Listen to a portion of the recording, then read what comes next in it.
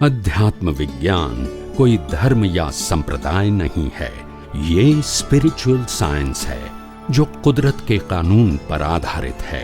ये विज्ञान पूरे ब्रह्मांड के सभी रहस्यों को उजागर करता है और जीवन के सभी पहलुओं को समझने के लिए एक नई दृष्टि देता है।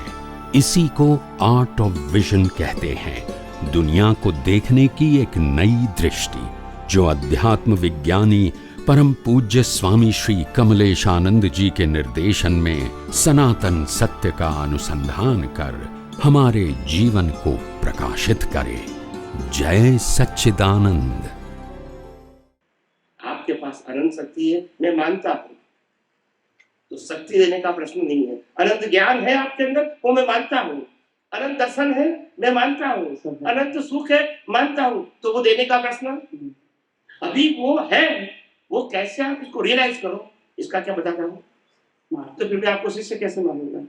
आप कमजोर तो है नहीं, आप आवृत है मगर कमजोर नहीं। देखो बात ये है कि तिजोरी तो घर पे पड़ी है और तिजोरी में 5 किलो 10 किलो सोना चांदी पड़ा है। पिताजी ने भी कहा है कि है ही, तो प्रश्न तिजोरी और गोल्ड डायमंड सिल्वर का नहीं है, वो लिखा हुआ है। प्रश्न ये है कि उसकी चाबी नहीं मिलती है। बोलते नहीं है, मैं सिर्फ चाबी दे रहा हूं, गोल्ड डायमंड सिल्वर तो तुम्हारा ही है। तो इसीलिए यह गुरु शिष्य का शब्द है नहीं। तो ये विज्ञान और अलग चीजें दुनिया में, और इसीलिए मैंने कहा ये विज्ञान अभी 18,000 साल तक चलेगा, पंचम आरा के एंड तक चलेगा। इसके अलावा कोई विज्ञानी नहीं आएगा, मगर विज्ञानी ने जो विज्ञानी बताए हैं वो यही विज्ञान को क्या ले जाएंगे, आगे ले जाएंगे। एक ट्रैक बदलेगी, जो पहले धर्म की ट्रैक थी विज्ञान की ट्रैक चलेगी। समझ में आया? विज्ञान तो विज्ञान नहीं, विज्ञान में नया पुराना ऐसा प्रेजेंटेशन डिफरेंस होगा, प्रिंसिपल तो वही का वही रहेगा, एग्जाम्पल नहीं रहेंगे, प्रेजेंटेशन नया रहेगा, मगर प्रिंसिपल तो वही रहेगा। और इसीलिए मैं बार बार कहता हूँ आप प्रश्न करो ताकि ये विज्ञान निकल जाए, क्योंकि मैं अपनी मर्जी से विज्ञान नहीं बता सकता, क्योंकि बताना ये संजोग आदि है।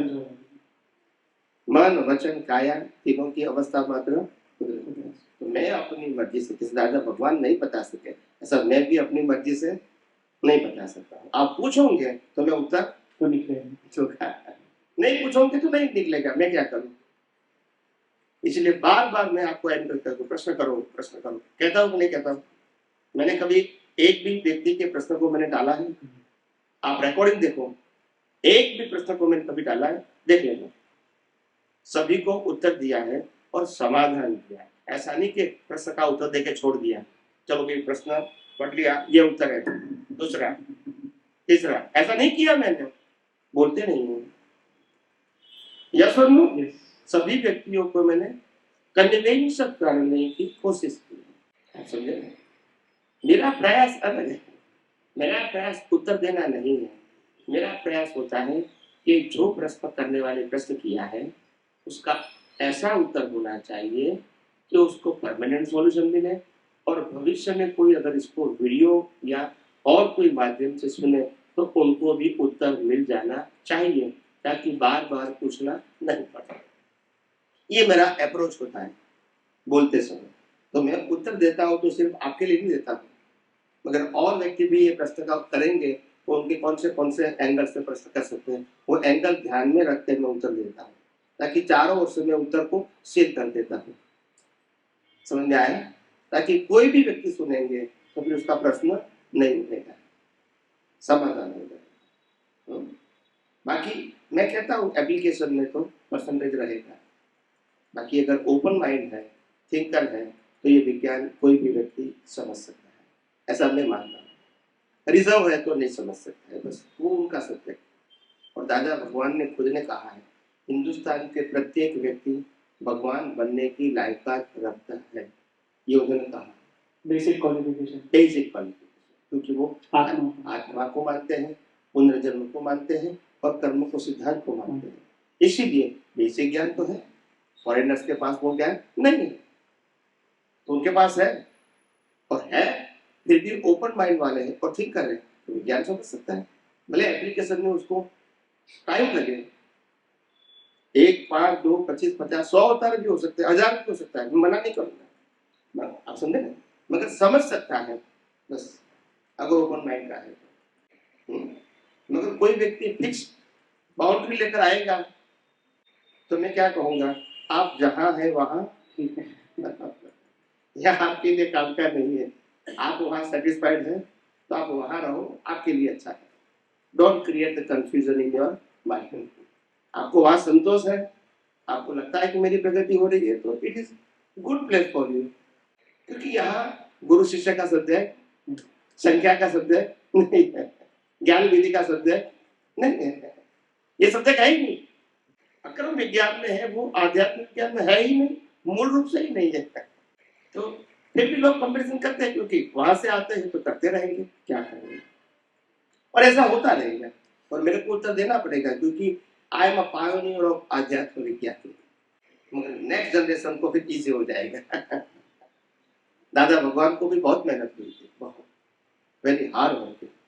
हमने देखा है 12-12, 14-14 घंटा वो बोलते थे, इतनी उम्र में भी मैंने देखा है, सोते भी नहीं थे, सुबह 4-5 बजे उठ जाते थे और रात को 12 बजे सोते थे। Is doing very hard work. तो हमने देखा है कोई भी व्यक्ति, क्योंकि वो अक्षम विज्ञान के पायोनियर हैं, तो उनको तो मेहनत करनी पड़ेगी, उनको तो एस्टैब्लिश करना है, तो मेहनत तो करनी पड़ेगी ना, और वही तो उत्तर दे सके, क्योंकि वही तो स्थापक है, तो वही उत्तर दे सकते हैं। नए व्यक्ति कैसे देंगे? नए व्यक्ति ही कहेंगे राजा भगवान ये कहा, यही कहेंगे, और क्या कहेंगे? तो मैं स्थापक हूँ तो मेरे को तो उत्तर देना पड़ेगा। फिर बाद में वो कहेंगे स्वामी जी ने भी ऐसा कहा है, वो बाद में गुरु बोलेंगे। तो ऐसा होगा ना, तो मेरे को तो मेहनत करनी पड़ेगी, और करनी ही चाहिए, सवाल नहीं किसने।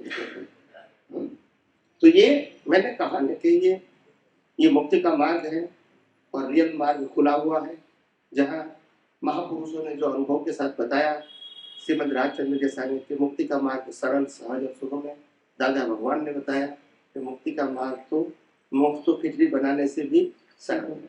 ये प्रूव होता है, प्रूव समझते हैं, दैट्स इट।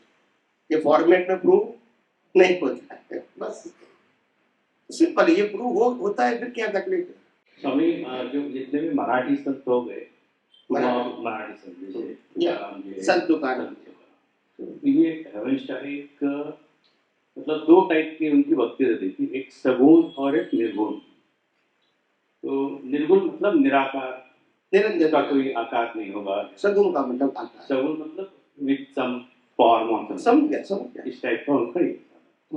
और जैसे अपना भी ये साइंस अभी हम लोग देख रहे हैं कि कुदरत की रचना और ये शुद्धात्मा, तो मतलब इन दोनों का कहीं पे ऐसा तालमेल कहीं हो सकता है, उनका जो विजन था उस टाइप का, और अभी हम लोग जो विज्ञान की बात कर रहे हैं, इसका कहीं तालमेल हो सकता है इस टाइप का। सगुण भक्ति और निर्गुण भक्ति। सगुण भक्ति करना है तो कुदरत की करो, और निर्गुण करो तो आत्मा की करो, बस। अच्छा, व्यक्तियों की भक्ति करने से कोई मतलब नहीं, ये पाप हो जाएगा। कुदरत की भक्ति करो, आखिर हवा वो दे रहा है, पानी वो रह रहा है, वनस्पति वो दे रहा है, प्रकाश वो दे रहा है, शीतलता वो दे रहा है, ये पंच महाभूत बना हुआ है, पृथ्वी जल वायु अग्नि आकाश, वो भी उनका है। इसको जिंदा रखने के लिए हवा पानी खुराक वो दे रहा है, और सभी प्रकार की कर्मों के फल की अवस्था वो खड़ा कर रहा है, तो उनकी भक्ति करो। और उसमें कुदरत की रचना करके ही देखना है, कुदरत की रचना करके भक्ति भाव से उसको, वही तो भक्ति है। No blame, no claim, no blame, no claim to the nature, except as it is. जो भी संयोग आता है एक्सेप्ट कर लो, और मैं परमात्मा हूँ, और प्रकृति को कुदरती बना के कोई गाली दे तो भी एक्सेप्ट कर लो, कुदरती रचना करें तो कुदरत भी खुश हो जाएगी। इनफैक्ट वो वैसी नजर से देखते थे कि कोई तकलीफ भी देगा तो भी उसको कुछ इफेक्ट नहीं होता था, नहीं नजरिया उनका वही रहता था। वैसे भी वो जो पुराने जो संत आपने बताए, सब नेचुरल थे सर, जंगलों में रहते, नदियों के पास रहते थे, चौपड़ी में रहते थे, पहाड़ों के पास रहते थे, वहां का पानी पीते थे, वनस्पति खाते थे, और शांति का जीवन जीते थे, साधना का जीवन जीते थे। आम इंसान के हाथ में कोई लेना नहीं, कोई मिलने के लिए जाए न जाए, वो उसको कोई वो अपने भक्ति उनको मंदिर बनाना, संस्था बनाना, शिष्य बनाना, बड़ा निकालना, ये सब्जेक्ट नहीं है। तो ये कुदरत के साथ ही जीते थे।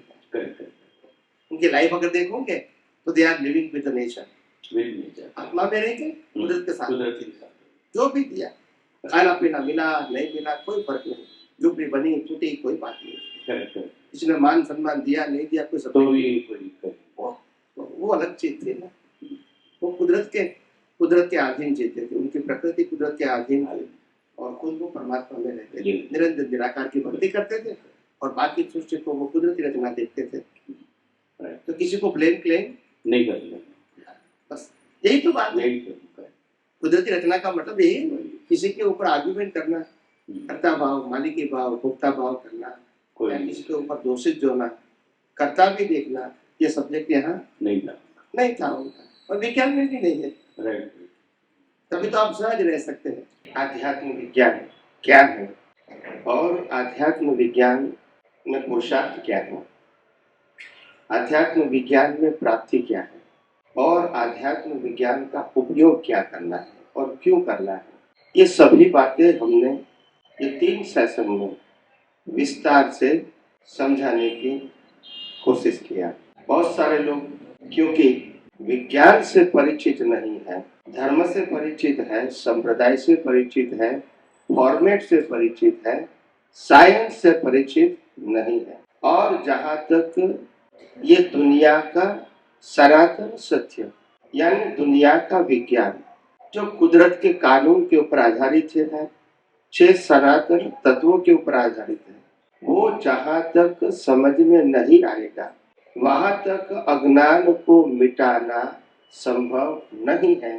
पुण्य के मार्ग में आगे बढ़ना, पाप न करना और प्रायश्चित करना, ये मार्ग वहां तक संभव है। अज्ञान को मिटाना संभव नहीं है बिना विज्ञान की जानकारी। ज्ञानी पुरुष दादा भगवान ने खुद कहा बार बार, क्रम मार्ग में जाओ या अक्रम मार्ग में जाओ, विज्ञान समझना पड़ेगा। और सबसे बड़ी बात यह है, ज्ञानी पुरुष दादा भगवान को जो 1958 में अनुभव हुआ वो किसका हुआ मालूम है? 1958 में जो दादा भगवान को अनुभव हुआ वो किसका हुआ? आत्मा का अनुभव हुआ तो केवल ज्ञान हो गया। व्यवस्थित शक्ति का ज्ञान खुला हुआ, मतलब क्या है? शब्द तो बोल दिया, व्यवस्थित शक्ति शब्द बोला, वो किसको टाइटल लगाया? इसमें क्या क्या आता है? व्यवस्थित शक्ति तो टाइटल बोल दिया, जैसे भारत वो तो टाइटल हो गया, मगर टाइटल वो भारत है बोलते नहीं। तो व्यवस्थित शक्ति का मतलब होता है ये ब्रह्मांड जो होता है उसमें सूर्य चंद्र तारा ग्रह नक्षत्र भर्ती और कॉज इफेक्ट बंधन मुक्ति, ये 6 तत्व, ये कुदरत का कानून और उससे बनी हुई सभी अवस्थाओं को उन्होंने ही कुदरती रचना कहा। मन वचन काया की सभी अवस्था कुदरती रचना बोला और दिखा क्या? ये कुदरत रचना कैसे बनाती है उसका विज्ञान खुला हुआ। समझ में आया? तभी तो इसको कुदरती रचना बोला है। तो पहले कुदरत क्या है वो समझ में आना चाहिए, बाद में कहेंगे ना कि ये कुदरती रचना है। नहीं समझ में आया? समझ में आया कि नहीं? पहले कुदरत क्या है वो समझ में आएगा, बाद में कहेंगे ना कि ये रचना कुदरती है। बिना कुदरत समझे कुदरती रचना कैसे बताएंगे? बराबर के नहीं? तो ये कुदरत को समझ में आया, कुदरत का अनुभव हुआ, कुदरती कानून का अनुभव हुआ, 6 सनातन तत्वों का अनुभव हुआ और बाद में बताया ये सभी रचना वो कुदरती रचना है। समझ में आया? और वो दिखा, वो था, वो ही दिखा। बोलते नहीं है कि नहीं था वो दिखा, बोलिए वही दिखा ने। तो जो था वो दिखा, तो जिसने दिखा उसका है, बोलते नहीं है। मेरे को केवल ज्ञान में जो दिखा वो मेरा है, मेरे पास देखने की दृष्टि आई या जो दिखा वो मेरा है, बोलते नहीं है। तो दृष्टि आई तो दृष्टि में दिखा, इसका मतलब ये हुआ था वो ही दिखा कि नहीं था वो दिखा। अगर मेरे को केवल ज्ञान हुआ और पूरा ब्रह्मांड दिखा तो केवल ज्ञान में मेरे को ब्रह्मांड दिखा, वो केवल ज्ञान दृष्टि है और केवल ज्ञान में ब्रह्मांड है। समझ में आया? तो मेरे को ब्रह्मांड का रहस्य जानने की, अनुभव करने की दृष्टि मिलेगी। और मैं क्या कहूंगा, ये तो मेरा ज्ञान है। बोलते नहीं है। ऐसा ही अभी तक सुना है ना, और ऐसा ही समझा है ना। तो ज्ञान रामकृष्ण महावीर का हो सकता है कि जो ज्ञान है उसका अनुभव उनके पास आया। लोगों को तो व्यक्ति का ज्ञान चाहिए। अगर किसी व्यक्ति का ज्ञान होता तो वो सनातन हो सकता है, और सनातन है इसका अनुभव कर सकते हैं, बना सकते हैं। और इसीलिए मैंने बार बार कहा, सनातन सत्य का ज्ञान, ब्रह्मांड का रहस्य का ज्ञान केवल ज्ञानी का भी नहीं है। जो है उसको दर्शन में खुला हुआ है, जो खुला है वो आपको बता रहे हैं। मगर उनका, इनके पास वो देखने की दृष्टि मिली, ज्ञान नहीं मिला, दृष्टि मिली। वो दृष्टि नहीं थी तब भी वही ज्ञान था। बोलते नहीं है। मेरे पास दृष्टि नहीं है तो ज्ञान वही है कि अलग होगा। मेरे को देवलोक नहीं दिखता है, मगर देवलोक जिस सिद्धांत करता है वो वही रहेगा ना। मैं नहीं देखूंगा तो भी, और मैं देखूंगा तो मैं आपको बताऊंगा। मगर वो तो है ना, मैं नहीं देखूंगा तो अगर मेरे को देखने की दृष्टि मिली और इसीलिए मैंने देवलोक का रहस्य बताया, तो वो ज्ञान मेरा है। बोलते नहीं है। तो लोगों को व्यक्ति का ज्ञान चाहिए। बोलते नहीं है।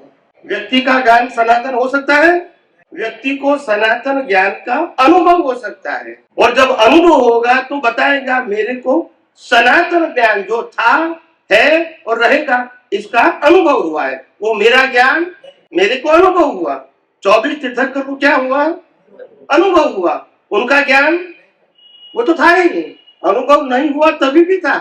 मेरी बात समझ में आती है कि नहीं आती है? और व्यक्ति का ज्ञान है तो कभी सनातन सत्य नहीं होता है। समझ में आया? सनातन सत्य का ज्ञान है वो खुला होता है। क्या होता है? क्रिएट नहीं होता है। सनातन सत्य के ज्ञान को कोई बना सकता नहीं। समझ में आता है कि नहीं? तो कई अवतारों से हमारी इतनी भ्रांति भर गई है, भ्रांति समझते हैं ना, और वो भ्रांति को निकालने में हमको दम निकल जाता है। जैन कहते ये महावीर का ज्ञान है, वैष्णव कहते ये कृष्ण का ज्ञान है, ब्राह्मण कहते हैं शिव का ज्ञान है। कि ज्ञान किसका है? ज्ञान व्यक्ति का होता है या सनातन होता है? तो बस ये भ्रांति हो गई। हालांकि रामकृष्ण महावीर ने कभी नहीं कहा था मेरा ज्ञान, लोगों ने बना दिया। वो तो ऐसा बोलते हैं। और ज्ञानी पुरुष दादा भगवान ने भी बार बार कहा कि मेरे को जो अनुभव हुआ है वो खुला हुआ है, कोई प्रक्रिया से प्राप्त नहीं हुआ है। It is just open. समझ में आया?